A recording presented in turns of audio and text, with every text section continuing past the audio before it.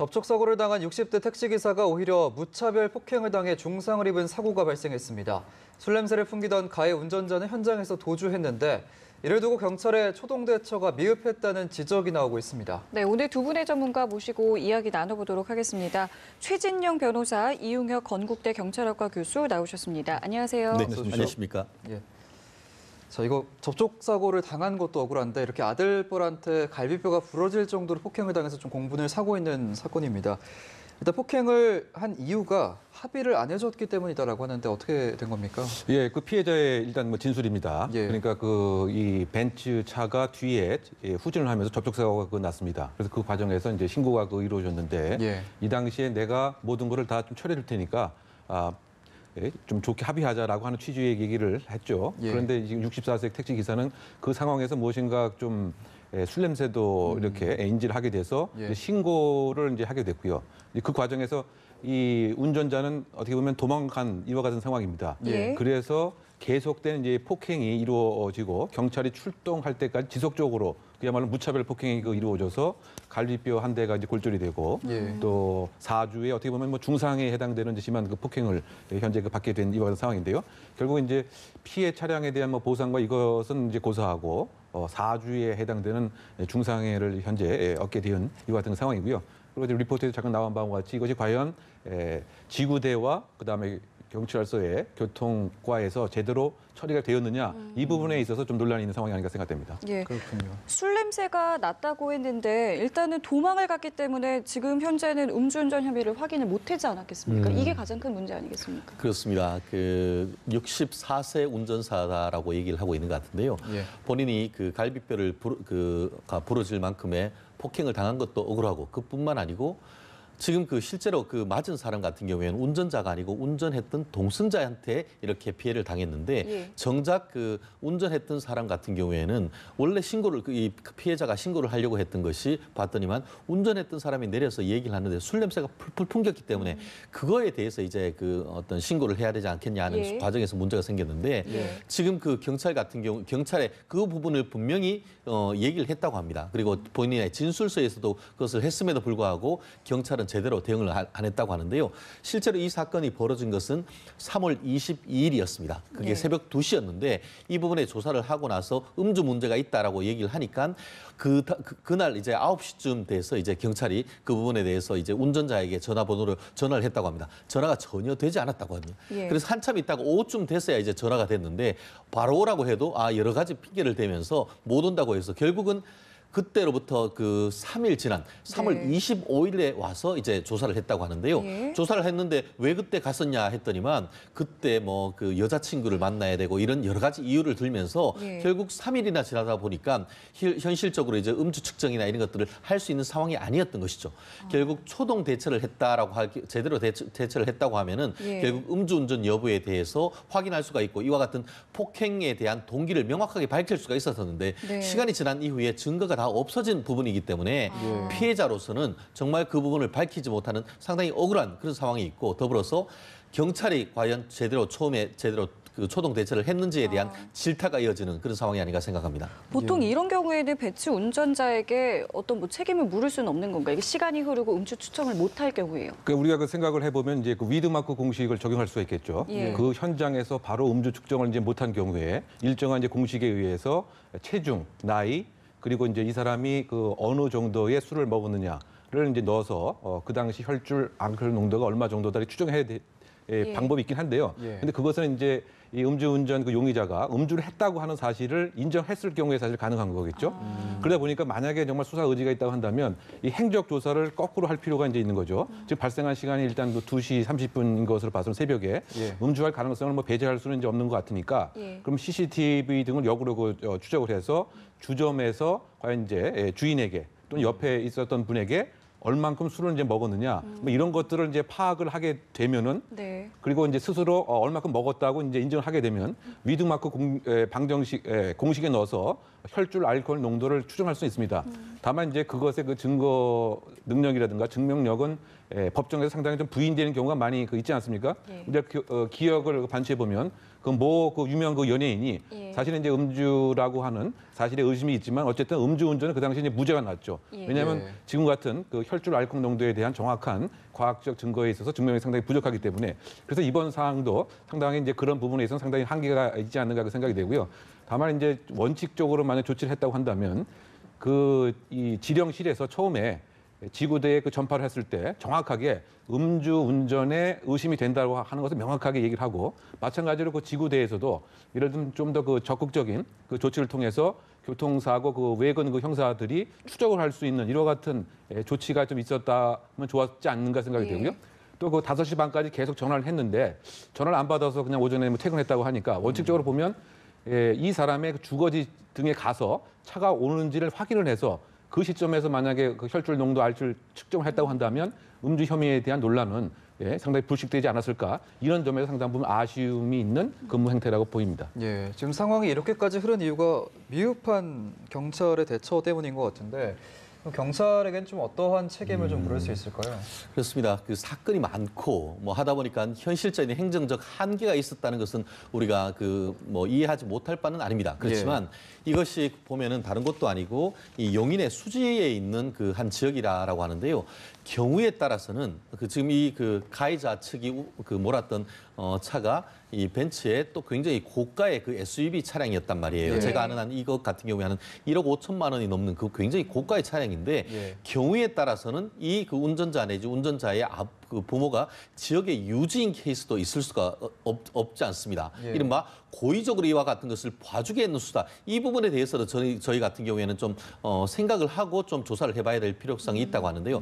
만약에 그럴 경우에는 고의에 의한 직무유기가 될 수도 있습니다. 그래서 이런 부분에 대한 어떤 추후에 이와 같은 유사한 범죄가 발생하지 일이 발생하지 않게 하기 위해서라도 내부적인 어떤 그 조사 같은 것들은 명확하게 해야 되고 예. 다만 그렇게 했을 가능성은 그렇게 높지는 않습니다. 그렇기 때문에 이 네. 부분에 대해서는 뭐 경우에 따라서는 경찰서장이 심할서를 내거나 해서 주의 조치를 할 그런 상황은 있습니다만 현재로서 이 부분에 대해서 참 왜 그렇게 했는지 밝히는 것은 참 쉽지 않은 그런 상황이 아닌가 생각합니다. 네, 알겠습니다. 자, 이번엔 주제를 좀 바꿔보겠습니다. 박근혜 전 대통령 1심 선고에서 24년형을 선고를 받았습니다.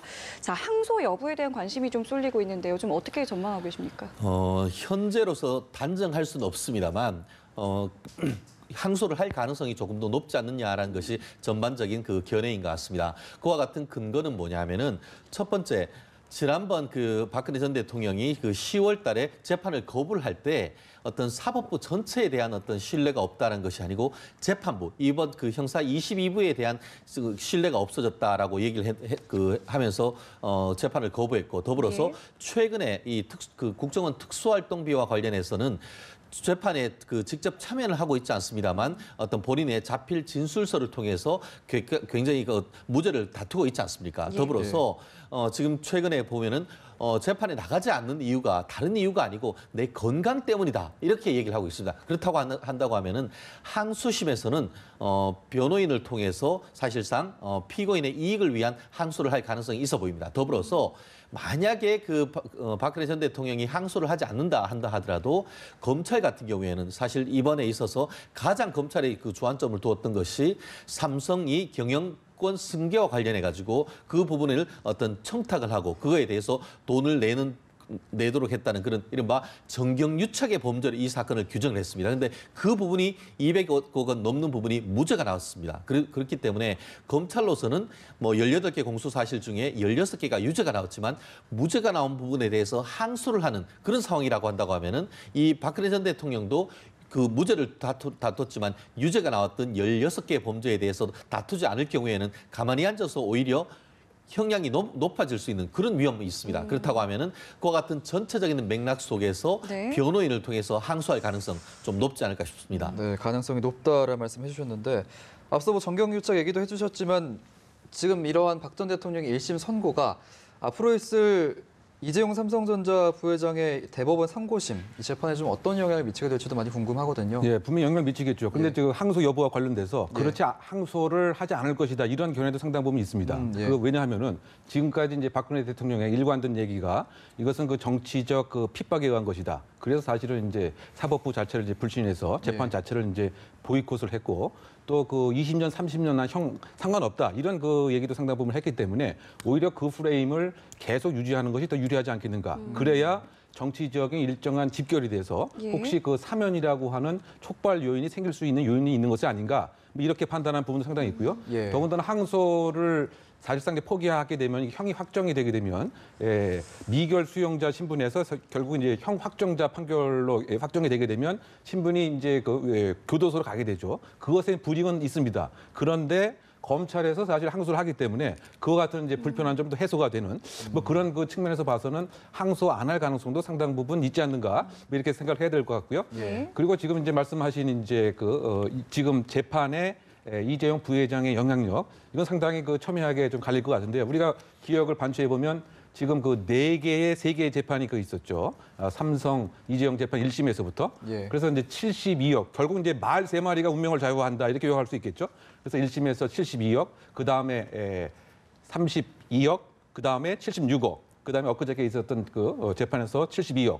이렇게 이제 돼 있습니다. 결국 예. 그 포인트는 뭐냐면 말의 소유권이 그 누구에게 있느냐에 따라서 사실은 이제 달라지는 이와 같은 형태인 것 같습니다. 그래서 말의 소유권을 예를 들면 그 대법원 판결에서 삼성 재판에서 어떻게 인정할 것이냐, 삼성 소유를 볼 것이냐, 아니면 실질적으로는 사실은 이제 최순실이 가졌다 이것에 있어서 달라질 것 같고요. 예. 또 하나 그 중요한 것이 결국은 이제 그 증거 능력 또는 증명력과 관련된 안정범 경제수석의 수첩에 있어서 예. 과연 이것을 인정을 해줄 것이냐, 비록 간접 증거라고 하더라도 아니면 전문 증거 배제 법칙에 의해서 이것을 인정하지 않을 것이냐, 이것에 따라서 사실은 이제 파기환송이 된다고 한다면 이재용 부회장이 상당히 이제 불리한 이와 같은 입장이 되지 않겠는가 이렇게 생각이 되고요. 예. 또 하나의 그 해석 여부가 과연 승계 문제가 묵시적인 2심 전심의 관계로서 양 당사자가 인정을 했느냐. 예. 그런데 지금 그 엊그저께 재판에서는 사실상 기본적인 현안 문제가 없었다라고 이제 일관되게 얘기하고 있고요.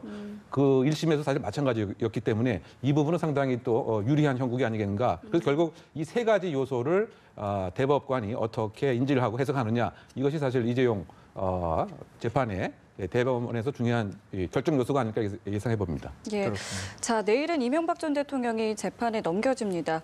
검찰은 그동안 3번의 방문 조사를 시도를 했습니다만 무산이 됐죠. 이럴 경우에 공소장 내용은 좀 어떻게 구성이 되는 겁니까? 그렇습니다. 지난 벌써 이제 그 10일, 20일이 그 검찰 구속기간 만료인데 다가오는 4월 10일이 이제 마지막 날입니다. 그러다 예. 보니까 마지막 날까지 있지 않고 그 전날인 4월 9일 정도에 그 구속 기소할 가능성이 한마디로 사건을 법원으로 넘길 가능성이 높다 이렇게 그 예측을 하고 있는데요. 예. 지금 지난번 그 3월 말에 있었던 영장 실질 심사에서 한 그 공소장 그 기재 범죄 사실이 한 100장 정도 됐었는데 예. 아마 그와 같은 주된 내용은 아마 큰 그 차이는 없을 것이다라고 얘기를 하고 있습니다. 예. 주된 내용이 지금 말씀하신 것처럼 이 그 국정원 특활비를 비롯해서 뇌물죄가 한 110억 원 정도 되고 그것 이외에도 이 본인이 그 실질적으로 그 소유하고 있다고 의심받고 있는 다스의 어떤 그 배임 횡령이 한 300억대라고 얘기를 하고 있지 않습니까? 예. 그런 부분을 비롯해서 더 했는 것이 지난번 구속영장 기재 범죄 사실이고 다만 그 이후에 지금 몇 차례 한 3번 정도 그 검찰이 출장 가서 조사를 하려고 했는데 거부했지 않습니까? 예. 거부해서 이명박 전 대통령에 대해서는 직접 조사를 하지 못했습니다만 그 관련되는 가족이라든가 아니면 다스의 현직 관련자 이분들에 대한 보강 수사가 있었습니다. 그렇기 때문에 이번에 재판에 넘겨지는 범죄 사실은 아마 그때 가서 정확하게 다 드러나겠지만 예. 전체적으로 봤을 때에 기존의 한 90% 정도는 기존의 이 영장 기재 범죄 사실이 될 것이고 더불어서 이후에 있었던 이제 그 국정원 특활비와 관련되는 일부 추가 사실 그리고 또 본인의 그 아들인 그 이명박 전 대통령의 아들인 이시영 씨에 대한 이 다수의 부당지금 지원금 그런 것이 이른바 배임 횡령죄인데 예. 그런 금액이 조금 더 높아질 가능성이 있다라고 보이는데 아마 그와 같은 공소장 기재 범죄 사실에 대해서는 재판에 넘기면서 전체적인 어떤 그 검찰로부터의 수사 브리핑이 있지 않을까 생각을 합니다. 예, 말씀해 주신 것처럼 이 가족들에 대한 보강 조사가 좀 중요한 것 같은데 김윤옥 여사하고 또 아들 시영 씨 그리고 이상득 전 의원 같이 이렇게 가족 측근들이 뇌물 혐의로 좀 얽혀 있는데 앞으로 이분들에 대한 조사 또 구속 사법적인 판단은 좀 어떻게 이루어질까요? 일단 그 기소 자체는 이번에 그 이명박 대통령만 그 단독으로 이제 기소를 하는 이와 같은 방향을 정한 것 같습니다. 예. 왜냐하면 그 동시 기소를 하게 되면은 소위 이제 이 가족에 대한 전원 사법 처리라고 하는 이와 같은 그 상황에서 정치적 핍박이다. 이와 같은 이제 역풍이 분명히 그 있기 때문에 예. 그래서 검찰의 입장에서는 일단은 지금 그 핵심 사항 그 다수의 그 소유주의 여부로부터 오게 되는 횡령이라든가 이것에 의한 직권남용, 뇌물 이것에 일단은 그 포인트를 맞추고 있는 것 같고요. 그 다음에 그 시간에 맞추어서 순차적으로 뭐 이시영 씨 또 형. 또 김윤옥 요사도 어쨌든 현재 공범으로 이렇게 그 검찰에서는 바라보고 있는 것이기 때문에 예. 이것은 일정한 수사적인 그 계획 아래 순차 기소를 이제 목표로 하고 있는 이런 상황으로 생각이 됩니다. 만약 그렇지 않다고 본다면 지금 그 박근혜 대통령이 지금 24년 형을 받고 180억이라고 하는 벌금 플러스 또 그 전직 대통령에 대한 기소, 그뿐만이 아니고 전직 대통령에 대한 가족에 대한 기소 이렇게 되면 전반적인 그 정서상 야 이거는 조금 너무하는 것이 아니냐 뭐 이런 또 역풍도 분명히 있기 때문에 예. 검찰에 있어서는 그 역풍에 대해 상당히 민감할 수밖에 없습니다. 왜냐하면 예. 계속 이명박 대통령의 입장과 또 박근혜 대통령도 정치적인 이것은 박해다 이런 프레임을 나름대로 형성하려고 하는 차에 그래서 검찰에서는 아마 차곡차곡 순차적으로 시간적인 간격을 두고서 기소할 생각을 갖고 있지 않나 생각됩니다. 예. 예. 자, 마지막 소식도 짚어보겠습니다. 저희가 앞서 보도로 좀 전해드렸습니다만 40대 여성이 4살 딸과 숨진 채 발견이 됐습니다. 2달 만에 이제 발견이 된 건데 어떤 내용인지 정리 좀 해주시죠. 네, 그 뭐 증평에서 발생한 참 안타까운 그 사고입니다. 예. 그 지금 이게 연락이 안 되고 주변인이 예. 더군다나 이제 그 여러 가지 고지서가 있지 않습니까? 그 수도 고지서, 그다음에 아파트 관리료 이것이 이제 그 한 2-3달 전부터 우편함에 아주 수북히 그 쌓이게 되었습니다. 그래서 이제 이것에 상당히 좀 이상하게 생각을 해서 관리인이 그 방 안에 들어가 봤더니 결국은 이제 끔찍하게 또는 안타깝게 사망을 한 상태로 발견이 되었고 또 그 옆에 4살 난 딸도 함께 그 있었던 이와 같은 그 상황입니다. 그러니까 네. 우리가 한 4-5년 전에 발생했던 송파 그 세모녀 자살 사건과 거의 판박이적 그 입장이 아닌가. 그래서 그 당시에도 찾아가는 그 복지가 필요하다. 예. 사각지대 복지적인 것을 복지 사항을 발굴하고 맞춤형 복지로서 기초 수급 그 대상의 요건을 완화하자. 이렇게 여러 가지 법이 사실 개정이 됐지만 예. 이번에도 상당히 안타까운 그야말로 생활고로 인한 예. 이 극단적인 선택을 한 것에 있어서는 상당 부분 마음이 아픈 사건이 아닌가 생각됩니다. 유서도 발견이 됐다고요. 그렇습니다. 말씀하신 것처럼 그 사람이 돌아가셨을 때는 그 상황이 굉장히 중요한 것 같은데 자살이냐, 그 극단적 선택을 하는 것이냐, 아니면 범죄로 인한 것이냐 이 부분이 문제가 될 것 같은데 유서가 발견됐다라고 해서 사실상 자살에 가까운 것이 아닌가라고 얘기를 하고 있습니다. 실제로 그 4살 박이 딸 같은 경우에도 이불을 덮고 가스런히 누워 있는 그런 상태로 발견됐다라고 하는데요. 예. 유서 내용을 봤을 때는 생활고로 굉장히 너무 어렵다. 그리고 딸은 내가 먼저 데리고 간다. 그런 내용을 있었다라고 얘기를 하고 있습니다. 실제 오늘 그 상황 같은 경우에도 보면은 발견된 상황이 4월 6일 날 그 충북 증평에 있는 한 아파트에서 발견된 것이고 예. 아파트 관리소에서 계속 이 관리비가 체납이 되니까 문을 두드려도 연락이 없고 그래서 경찰에 확인을 해본 결과 그와 같은 일들이 벌어졌다고 하는데요. 정말 안타까운 것은 수도 사용했는 것이 내용을 봤더니만 지난 12월 달부터 수도 사용이 전혀 없었다는 것이죠. 지금 그 사망한 것이 적어도 2달 정도 됐다라고 하지만 경우에 따라서는 지난 12월 정도에 전후로 해서 사망했을 가능성, 한마디로 경우에 따라서는 거의 한 4개월, 5개월까지도 사람이 이와 같은 상황인 것을 몰랐다라는 것은 이 아파트와 관련되는 상황 속에서 어떤 그 전혀 교류가 없었다는 점인데요. 저는 참 더더욱 법률가로서 안타까웠던 것이 알고 봤더니만 지난 9월 달에 남편이 10만이었었는데 남편 또한 극단적 선택을 해서 어떻게 하면서 빚을 많이 남겼다고 봅니다. 예. 그런데 법률가라고 한다고 하면은 그와 같은 빚을 떠안을 이유가 없습니다. 상속 포기를 하면은 남편에서 그와 같은 것은 다 없어지는데 예. 남편에 대한 그 빚까지 다 떠안아서 그것을 감당을 하는 과정에서 그걸 도대체 감당하지 못하고 이와 같은 일이 벌어졌다는 것은 정말 힘든 분들에 대한 법률적인 어떤 지원도 있었으면 하는 바람이 있고 예. 아시다시피 좀 전에 교수님이 말씀하신 것처럼 4년 전에 이 송파 세모녀 사건이 있어서 이른바 송파 세모녀 방지법이라고 할 수 수 있는 기초생활보장법을 개정이 되기까지 했음에도 불구하고 유사한 사건이 벌어지는 점에 대해서는 예. 정말 법이 중요한 것이 아니고 법을 시행하는 행정력 이 부분을 좀 더 복지를 보강할 필요가 있는 것이 아닌가 하는 그 문제가 지금 다시 한번 불거지고 있는 것 같은데요. 예. 정말 올 2월 달에 아마 이 4주년이 돼서 추모제까지 있었던 것인데 유사한 그 시점에 이와 같은 일들이 벌어지는 점에서 정말 너무나 안타까운 그런 상황이 아닌가 싶습니다. 예, 근본적인 해결책이 필요할 것 같습니다. 오늘 말씀 여기까지 듣겠습니다. 최진영 변호사, 이용혁 건국대 경찰학과 교수와 함께 짚어봤습니다. 고맙습니다.